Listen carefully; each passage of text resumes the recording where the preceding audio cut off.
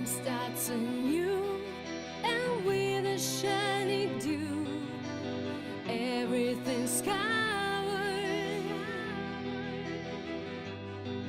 The sunny sky is clear, the darkness is not here, the new day is coming.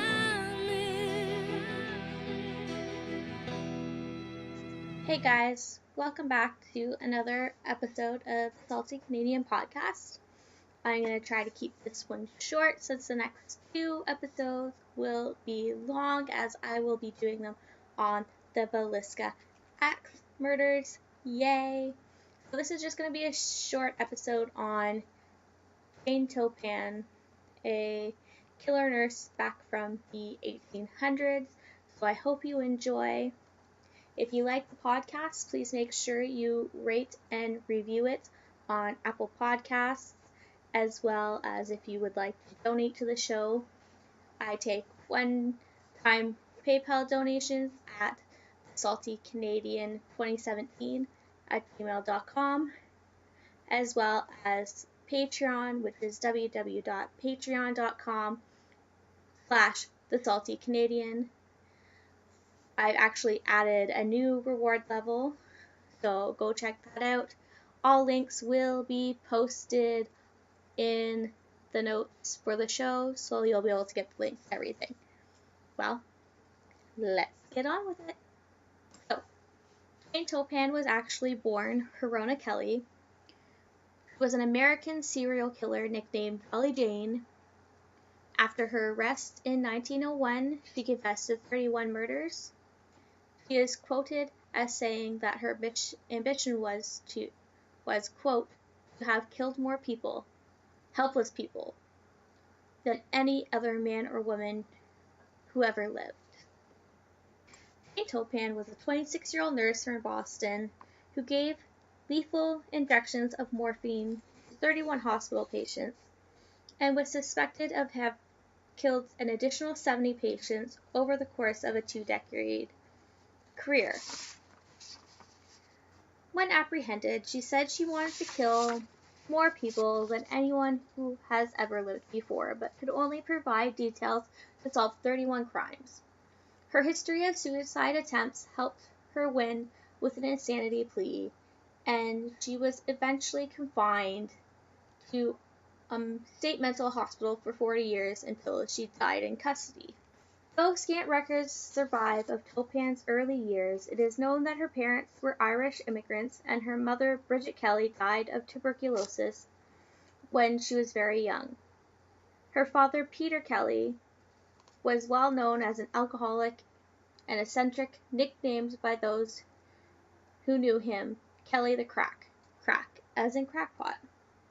In later years, Kelly would become the source of many local rumors concerning his supposed insanity, the most popular of which being that his madness finally drove him to sew his own eyelids closed while working as a tailor. The story's authenticity is dubious, but it accurately reflects the prevailing opinion of Peter Kelly as an extremely unbalanced person. In 1863, only a few years after his wife's death, Kelly brought his two youngest children, the 8-year-old Delia Josephine and 6-year-old Verona, to the Boston Female Asylum, an orphanage for indigent female children founded in 1799 by Miss Hannah Stillman. Kelly surrendered the two young girls, never to see them again. Documents from the asylum noted that the two girls were rescued from a very miserable home. No records of Delia and Verona's experience during their time in the asylum exist. But in less than 2 years, in November of 1864, Verona Kelly was placed as an indentured servant in the house of Miss Anna C. Toppan of Lowell, Massachusetts. Though never formally adopted by the Toppans, Verona took on the surname of her benefactors and eventually became known as Jane Toppan. Delia remained at the institution until 1868, when she was placed as a servant in Athol, New York at the age of 12. Later, she turned to prostitution and eventually died a destitute alcoholic in squalid conditions. So here we go on to the murders. In 1885, Toppan began training to be a nurse at Cambridge Hospital. During her residency, she used her patients as guinea pigs in experiments with morphine and atropine. She would alter their prescribed dosages to see what it did to their nervous system. However, she would spend a lot of time alone with these patients, making up fake charts and medicating them to drift in and out of consciousness, and even get into bed with them. It is not known whether any sexual activity went on with her victims were in the States, but when Jane Toppan was asked after her arrest, she answered that she derived a sexual thrill from patients being near death, coming back to life and then dying again. Toppan would administer a drug mixture to patients she chooses as her victims, lie in bed with them, and hold them close to her as they died. This is quite rare for female serial killers, who usually murder for material gain and not sexual satisfaction.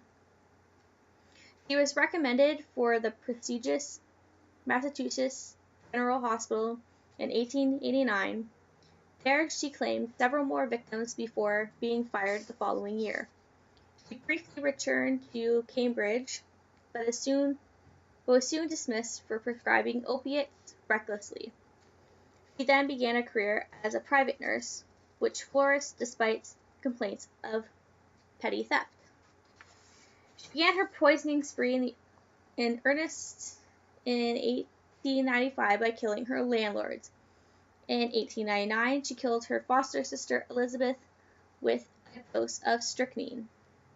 In 1901, Toppan moved in with the elderly Alden Davis and his family in Katumet to take care of him after the death of his wife, whom Toppan herself murdered.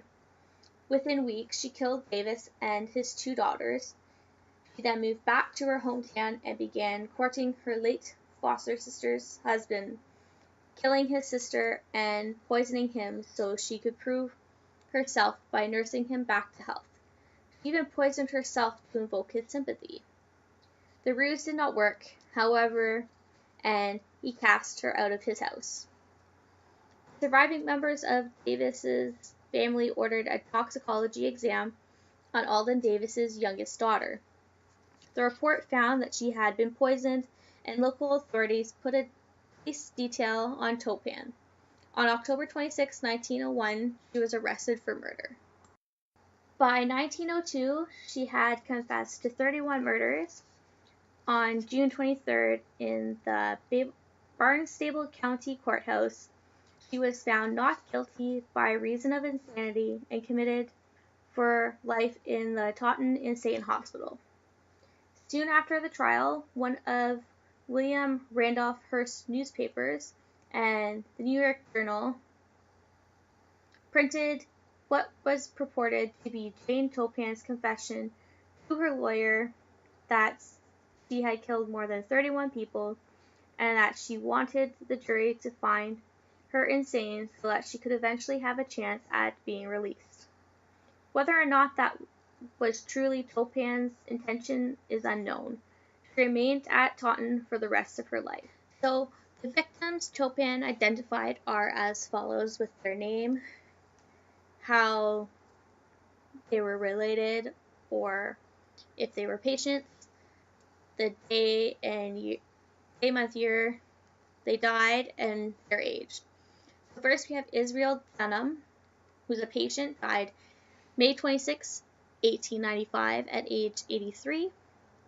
Lovely Dunham, who was also a patient, died September 19, 1897 at the age of 87.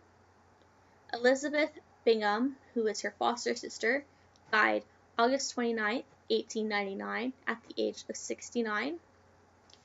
Mary McNear, who is another patient, died December 28, 1899, at the age of 70. Florence Calkins, who was the housekeeper for Elizabeth, died January 15th, 1900, at the age of 45. William Ingram, who was a patient, died January 27th, 1900, at the age of 70. Sarah Connors was a patient and friend, died February 11th, 1900, at the age of 48. Maddie Davis, who is the wife of Alden, died July 4th, 1901, at the age of 62. Genevieve Gordon, also known as Annie, was the daughter of Alden and Maddie, who died July 31st, 1901. Alden Davis died August 8th, 1901, at age 64. Mary, also known as Minnie Gibbs, daughter of Alden and Maddie, died August 13th, 1901, at the age of 40. And Edna Bannister, the sister-in-law of Elizabeth, died August 26, 1901, at the age of 77. So here we have some fictional portrayals and legacies. So Toppan is widely believed to have been the inspiration for the incomparable Bessie Denneker, a character in William March's novel The Bad Seed, which Maxwell Anderson turned into a successful play and film. Like Toppan, Deckner was a serial poisoner who began killing at a young age. In the independent film American Nightmare, written and directed by John Keyes, Debbie Rochon portrays a serial killer named Jane Toppan, who manages to kill numerous characters throughout the course of the film by various means. The character is also employed as a nurse. This character was inspired by Toppan. Toppan was the subject of one of 6 monologues in the play Murderess by Anne Bertram, which premiered in St. Paul, Minnesota at Theater Unbound.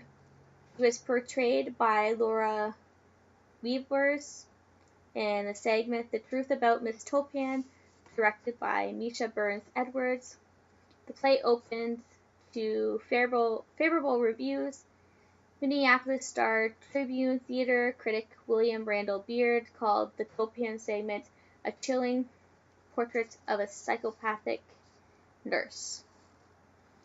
And also there's just a little heading for when she died, and it just says Jane Toppan, murderess, dies at Taunton Insane Hospital. Lowell nurse, convicted in 1902, had spent 36 years in state institution, once admitted, poisoning 100 persons. So that's all for this week. I won't have, because I want to try to keep this short, I won't have any of my podcast friends at the end. I will definitely add them the next 2 episodes. So, don't be salty and have a great day, eh?